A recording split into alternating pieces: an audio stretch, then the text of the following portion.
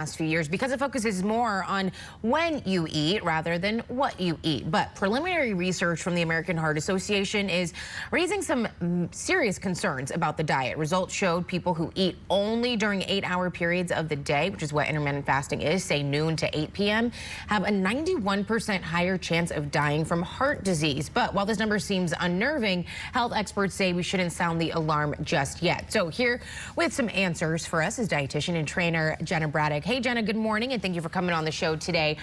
So just briefly, give our viewers a snapshot, an idea of what the benefits of intermittent fasting are that has really drawn people to it.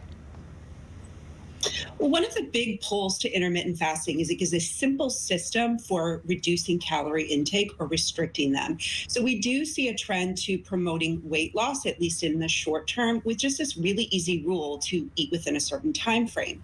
Now, beyond that, there is some good research out there to show some metabolic impacts and even some anti-aging or longevity impacts of certain types of fasting done in certain methods.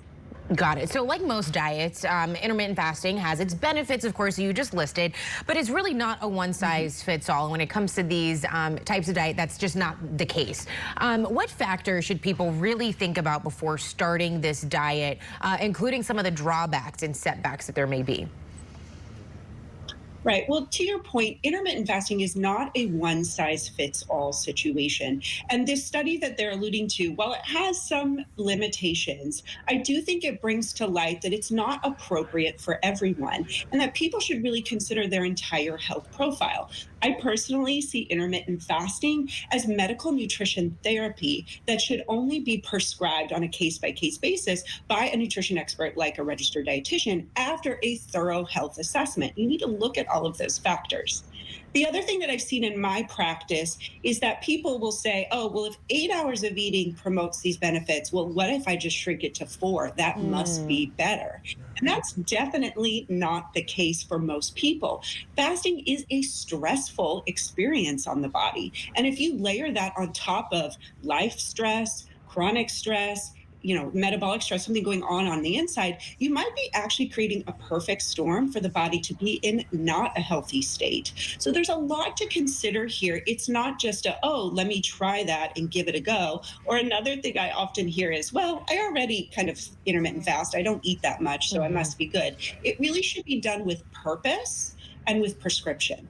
Okay, so with that being said then, I said that it focuses more on when you eat and not what you eat. Someone could easily say, okay, I'm gonna eat in this specific window and just make sure I'm not hungry after that, right? And then you're overeating as well. So are there some kind of drawbacks when it comes to that as well? And what should people, I guess, plan to eat if they are in that position health-wise that they can do this?